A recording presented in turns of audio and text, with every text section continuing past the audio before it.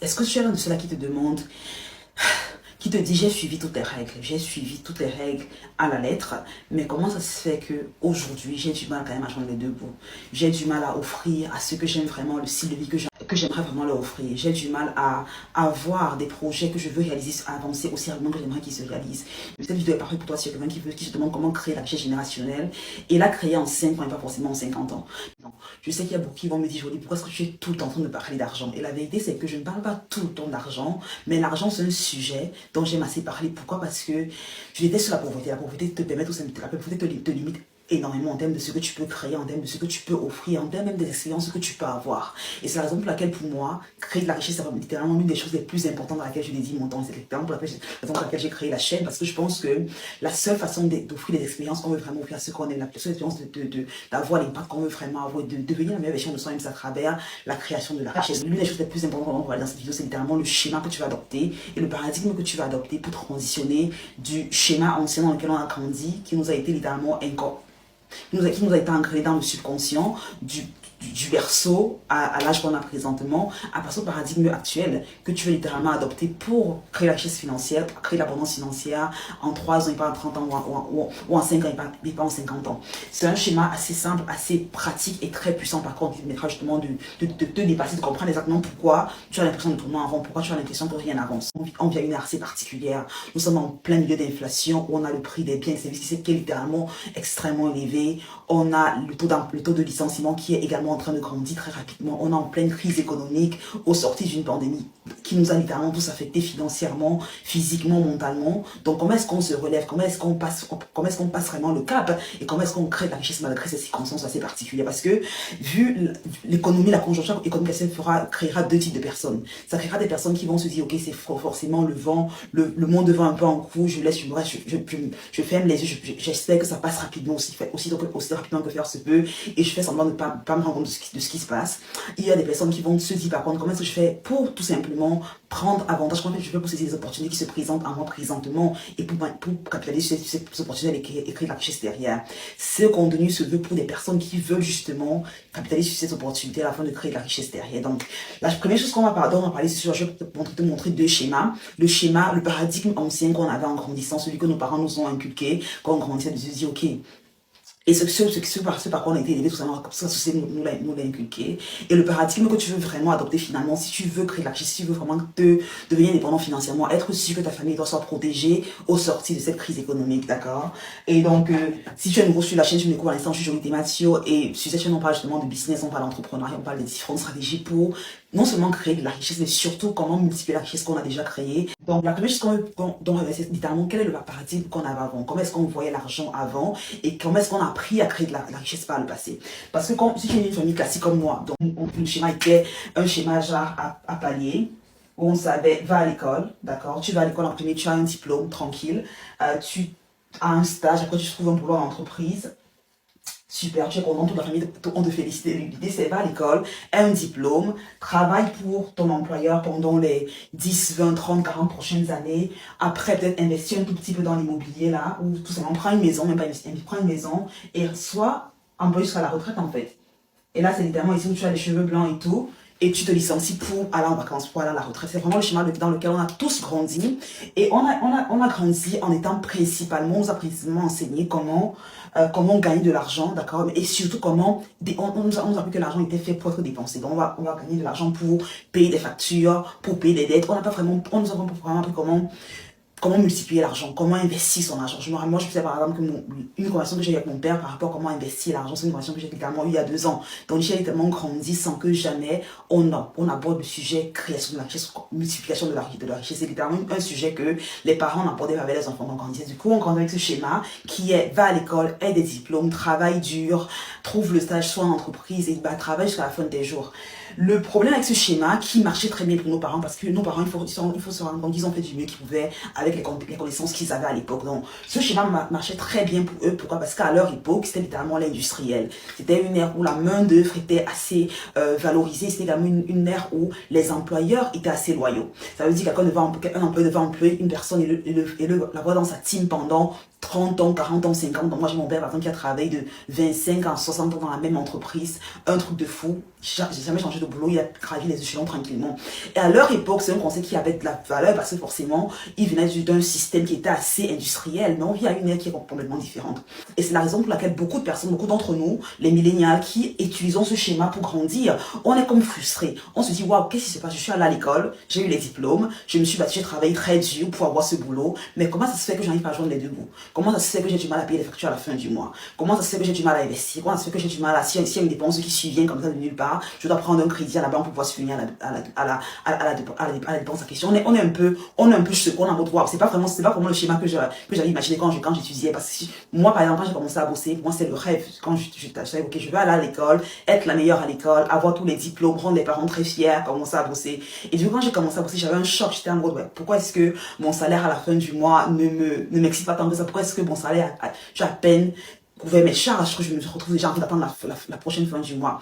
Et la raison pour laquelle ce schéma est brisé, ce schéma de l'époque industrielle est brisé, c'est parce qu'on vit à l'ère de l'information. On vit à l'ère où les entreprises non seulement ont la capacité à aller et employer quelqu'un en ligne pour faire une tâche que des personnes faisaient par le passé. On n'a qu'à voir le taux de licenciement que les entreprises telles que Microsoft, Apple, Facebook, Tesla ont eu au cours des derniers mois. Les entreprises ne sont plus aussi fidèles, aussi loyales qu'elles étaient par le passé. Ça, c'est la première raison. La seconde raison, c'est également le fait qu'on vit à une ère qui est assez particulière, et puis il y a une ère qui a une inflation super en pente, et les salaires ne s'ajustent pas à l'inflation, en fait. Ça veut dire quelqu'un qui touche, par exemple, 5 000 € à la fin du mois, et on a une inflation pratiquement de 8 à 10% présentement. Ça veut dire que si le salaire de la personne n'augmente pas, que ce soit 5 000 € qui touche, que ce soit 3 000 € que la personne touche, littéralement la personne devient plus pauvre chaque jour qui passe. Donc la question qu'on se pose, c'est comment est-ce qu'on brise ce cercle vicieux de je travaille très dur dans mon boulot, mais j'ai du mal à créer, j'ai du mal à créer de la richesse. J'ai du mal à offrir un confort à mes enfants que j'aimerais qu'ils aient, j'ai du mal à offrir le meilleur à mes parents, j'ai du mal à offrir le meilleur à ma personne. J'ai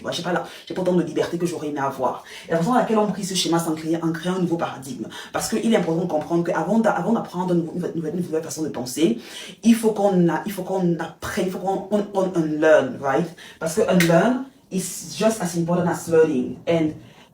Et c'est souvent dur à beaucoup de personnes d'apprendre, de voir des choses d'une façon différente parce qu'on a vécu pendant quoi, 25 ans, 20 ans, 30 ans, 40 ans avec une façon de voir le monde.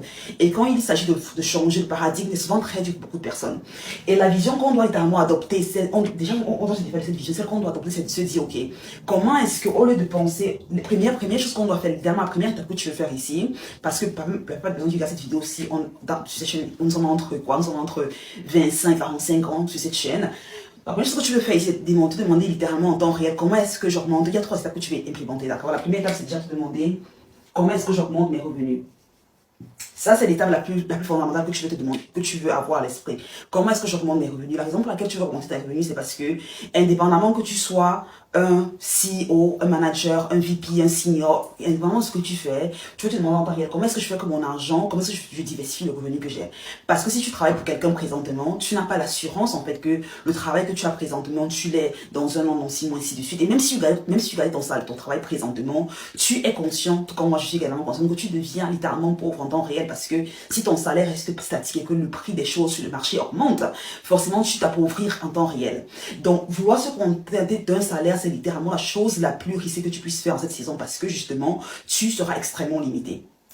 Tu seras limité à tous les niveaux. Donc, tu vas vraiment te demander comment est-ce que je fais pour tout simplement augmenter mon revenu. Et augmenter le revenu ici, c'est une façon, la façon la plus simple avec laquelle tu peux te demander littéralement qu'est-ce que je peux offrir, quel est le service que je peux offrir, quel est le business que je peux lancer. Maintenant, il s'agit de lancer des business, il y a différentes voies que tu peux suivre. D'accord? Tu peux offrir un produit, tu peux offrir un service.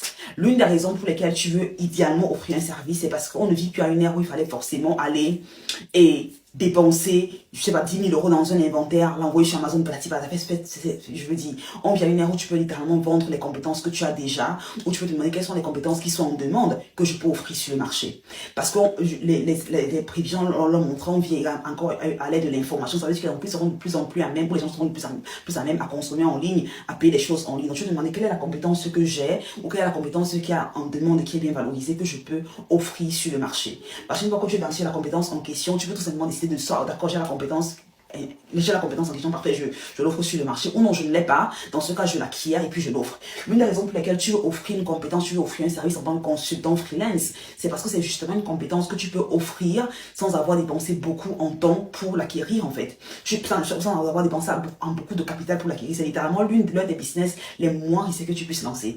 D'autres business vont te requérir beaucoup trop de temps, beaucoup trop d'argent pour te lancer. Mais quand tu offres une compétence, ce que tu as déjà fait, ce que tu peux apprendre et tu peux l'offrir derrière, ta seule dépense est toi. La première étape, c'est justement ça, offrir une compétence en demande. Une fois qu'on a offert la compétence en demande, on veut se demander tout simplement comment est-ce que je crée un produit qui fera que je gagne de l'argent sans forcément avoir dépensé plus en temps. Je pense que c'est très important, c'est même pas que je pense, c'est très important de trouver un moyen, on vient encore une fois, l'aide de l'information, de trouver un moyen de dissocier son temps de l'argent du revenu qu'on génère. Parce que si notre temps est toujours lié à l'argent qu'on gagne, on sera forcément limité en termes de l'argent qu'on pourra générer derrière. Vu que le temps est limité, donc il faut qu'on trouve un moyen en temps réel de se dire comment est-ce que je crée un produit que je peux vendre en evergreen, encore et encore, qui pourra me rapporter de l'argent même quand je dors. C'est ça l'idée vraiment, c'est de créer un mécanisme, de créer un produit, c'est de créer une activité à travers laquelle tu peux tout simplement avoir de l'argent qui vient à toi pendant que tu dors. Maintenant, pour dissocier ton temps de l'argent, parce que quand tu offres un service ici, au départ, forcément, c'est ton service que tu vends, forcément, tu vends un peu de ton temps pour avoir le service derrière, mais tu veux idéalement, c'est ce à quoi tu veux aspirer normalement, c'est dissocier ton temps de l'argent. Et tu peux le faire de deux façons. Tu peux soit packager ton expertise, celle que tu offres en tant que freelance, en tant que consultant et tout, tu peux la packager et la vendre. Tu peux la vendre ici comme un cours, comme un workshop, comme une formation, comme un e-book, bref, il y a différents produits digitaux que tu peux créer. Je me fais une vidéo plus en depth sur la question aussi, je trouve qu'il y a un intérêt pour la chose, mais tu peux littéralement, il y a tellement d'options qui sont à toi pour partager ton expertise et là vendre de façon evergreen, là, avoir des clients qui viennent de toi encore et encore et encore. La seconde chose que tu peux faire pour dissocier ton temps et gagner plus d'argent de façon constante, c'est littéralement avoir tout simplement des personnes que tu emploies. D'accord? C'est utiliser le capital humain. Parce que quand tu as une entreprise que tu veux scaler et que tu veux scaler ton entreprise, que tu veux la faire grandir sans forcément avoir dépensé plus de ton temps, tu dois considérer employer quelqu'un. C'est la seule façon avec laquelle tu dois y arriver. Parce que si tu veux faire tout seul, forcément, ton temps sera passé devant l'écran. J'ai des personnes qui travaillent, j'ai des amis qui travaillent et des connaissances qui travaillent littéralement 60 heures, 70 heures par semaine, 80 heures par semaine. La raison pour laquelle ils le font ils le font depuis des années aujourd'hui. Et la raison pour laquelle ils le font, et ils sont en mode, ok, c'est vrai que je gagne pas mal d'argent, mais à la fin du mois, j'ai l'impression que j'ai pas du temps avec ma famille, j'ai du mal à passer vraiment des moments avec des gens que j'aime. J'ai l'impression que mon boulot, finalement, ou ce business m'empêche d'avoir, c'est comme une prison dorée, en fait. Et donc, tu veux éviter que le business que tu crées devienne une prison dorée en employant des personnes. Beaucoup de personnes pensent que employer des personnes va coûter de l'argent. La vérité, c'est que pas du tout. Employer des personnes te permet d'économiser de l'argent et tout simplement d'avoir encore plus d'argent que ce que j'avais avant. Non seulement tu gagnes plus d'argent quand tu économises quand tu emploies des bonnes personnes pour ton business, mais aussi tu gagnes énormément en liberté. La liberté t'emploie de faire ce que tu veux avec des gens que tu aimes vraiment, des gens qui sont chers pour toi, sans que ton business se soit impacté. Parce que si tu as un business qui ne dépend que de toi, forcément, si tu es malade, si tu as un problème, forcément le business va dans l'eau. Tandis que si tu as une team qui t'aide, forcément tu peux scaler aussi haut que faire se peut. Et honnêtement, il n'y a pas de business qui a été créé tout seul. Il n'y a pas une belle entreprise qui a un impact important qui a été créée avec une seule personne. Donc, c'est déjà important de se rappeler de ça. Donc ici, ça c'est la deuxième partie. Si tu veux tout simplement créer un mécanisme autour duquel tu génères plus d'argent en evergreen, qui veut dire de façon automatisée en fait, sans avoir travaillé beaucoup plus dur pour avoir de l'argent en question. Et la troisième étape, c'est que tu veux investir.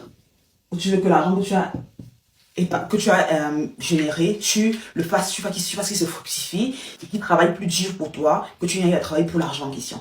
Je pense que ça, c'est une des choses les plus importantes sur laquelle beaucoup de personnes se focalisent en fait. On pense directement qu'on est dans ce schéma, dans le paradigme avant, on se dit ok, je vais aller à l'école, travailler, quand j'aurai le salaire, je vais tout ça, je vais vouloir investir.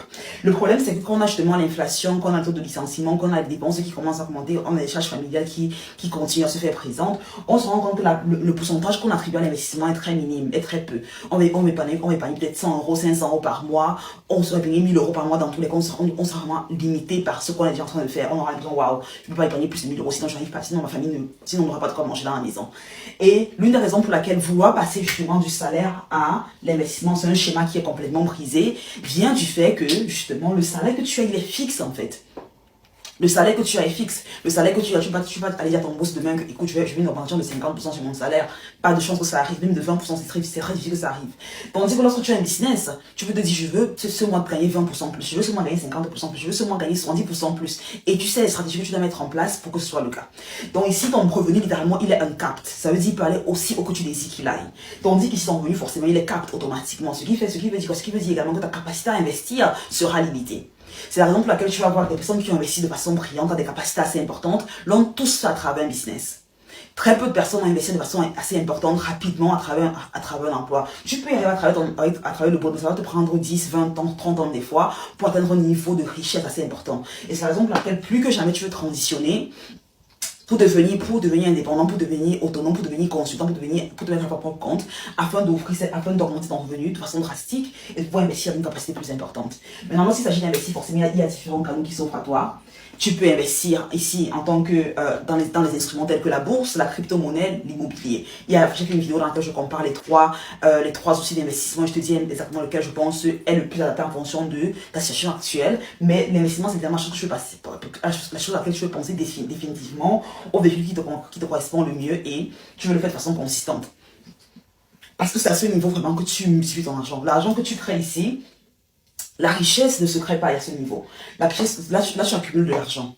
D'accord? La richesse, là, tu accumules juste de l'argent. Mais là, c'est vraiment où tu crées de l'opulence, où tu crées l'indépendance financière, où tu crées vraiment la richesse générationnelle. Parce que les investissements que tu as faits te permettent de vivre sans que tu aies forcément besoin de travailler plus dur. Quand le retour sur investissement que tu as, les investissements que tu as fait, justement, est assez important pour permettre de prendre soin des gens que tu aimes, de ta famille, de te balader à travers le monde, d'avoir vraiment le lifestyle que tu désires adopter. Donc voilà un peu l'idée que je partage avec toi. Si tu es quelqu'un là qui veut créer de la richesse financière, je t'invite fortement à trouver un moyen de transitionner déjà de ce niveau pour ce niveau. Et je pense que l'un des mindsets, l'un des habitudes que tu vas adopter dans le chemin de la transition, c'est de te rappeler que l'argent que pour aller de ce cap, ok, à ce cap, ça va requérir de toi que tu changes la façon à laquelle tu vois le monde, que tu changes la façon à laquelle tu te perçois en tant que personne, que tu changes les pensées limitantes autour de ce que tu as, de ce qui est requis pour réussir. Et également, il faut que tu investisses en toi. Parce que si tu n'investis pas en toi et que tu essaies de faire cette transition tout seul, tu vas te rendre compte que tout simplement, il y a des choses que tu ne